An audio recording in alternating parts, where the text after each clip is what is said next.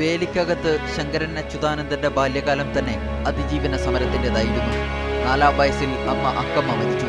11-ാം വയസ്സിൽ അച്ഛൻ ശങ്കരൻ 8-ാം ക്ലാസ്സിൽ പഠനം അവസാനിപ്പിച്ച് ജ്യേഷ്ഠനോടൊപ്പം തയ്യൽക്കാരനായി. പിന്നെ കയർ തൊഴിലാളിയും.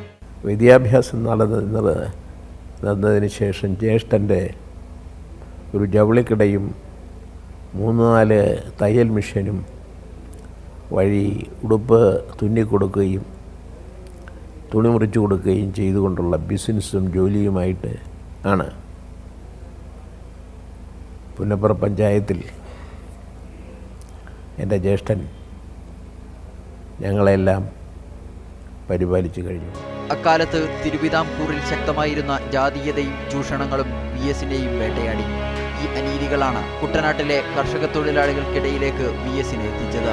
സ്റ്റേറ്റ് കോൺഗ്രസിൽ തുടക്കം, പിന്നീട് കമ്മ്യൂണിസത്തിന്റെ വിപ്ലവ വഴി. P. കൃഷ്ണപിള്ളയും M. K. ഗോപാലനുമായിരുന്നു നേതാക്കൾ. കമ്മ്യൂണിസ്റ്റ് സായുധ വിപ്ലവത്തിന്റെ പരീക്ഷണശാലകളിൽ ഒന്നായിരുന്നു അന്ന് ആലപ്പുഴ. പുന്നപ്ര വയലാർ കലാപമടക്കം തൊഴിലാളി സമരങ്ങളുടെ മുൻനിരയിലെത്തിയ VS-നെ എതിരേറ്റത് പോലീസ് മർദ്ദനവും ഒളിവ് ജീവിതവും പട്ടിണിയും. ഒളിവ് ജീവിതത്തിനിടെ പൂഞ്ഞാറിൽ വെച്ച് അറസ്റ്റ് ചെയ്യപ്പെട്ടു. ക്രൂരമർദ്ദനത്തിൽ ബയണറ്റ് കൊണ്ടേറ്റ മുറിവുകൾ ഇപ്പോഴുമുണ്ട് ആ ശരീരത്തിൽ. മരിച്ചെന്ന് കരുതി പോലീസ് വഴിയിൽ തള്ളിയെങ്കിലും VS സമരജീവിതത്തിലേക്ക് മടങ്ങിയെത്തി. പാർട്ടി അച്ചടക്കത്തെക്കാൾ തന്റെ നിലപാടുകളിലായിരുന്നു VS പലപ്പോഴും ഉറച്ചു നിന്നത്. അതിന്റെ പേരിൽ പലവട്ടം നടപടികൾ നേരിട്ടു.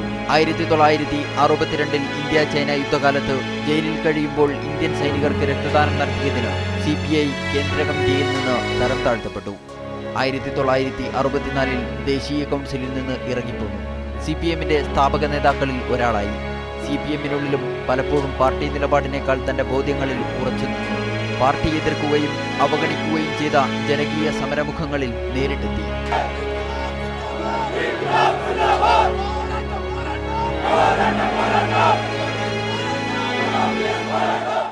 SNC ലാവ്ലിൻ കേസ്, മൂന്നാർ കയ്യേറ്റമൊഴിപ്പിക്കൽ, കൂടംകുളം ആണവ നിലയം, TP ചന്ദ്രശേഖരൻ വധം, പാർട്ടിയുടെ വലതുപക്ഷ വ്യതിയാനം, പരിസ്ഥിതി സമരങ്ങൾ, ഒടുവിൽ ഗാഡ്ഗിൽ കമ്മിറ്റി റിപ്പോർട്ട്.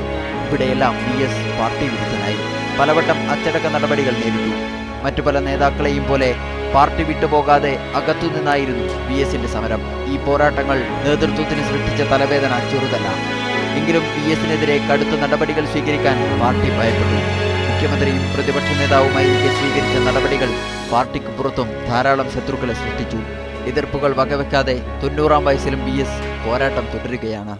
രാഷ്ട്രീയത്തിൽ ഞാൻ എഴുന്നേറ്റ് നടക്കാൻ കഴിയുന്ന തരത്തിലുള്ള ആരോഗ്യമുള്ളിടത്തോളം കാലം എവിടം വരെ പോകാൻ കഴിയുമോ അവിടം വരെ ശക്തി പ്രാപിപ്പിച്ച് മുന്നോട്ട് പോകും.